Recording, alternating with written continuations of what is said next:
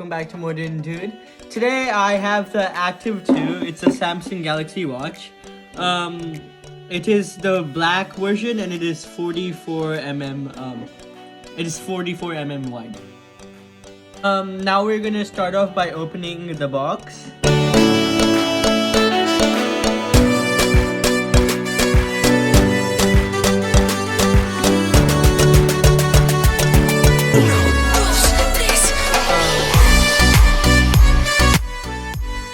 And today is my sister's first birthday.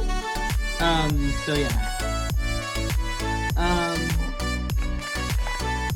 So this is the watch right over here. It already comes like fitted, so you don't have to fit anything.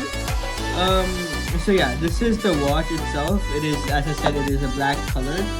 And you get two wireless, wireless chargers with it. So this is the first one. And the second one is in here. That's quite hard to get out. And that is the second one. This is the second one. And over here I have the rose gold version of the same Active 2. But this is 40mm and this is 44. So yeah, hopefully you guys like this video and found it a little helpful.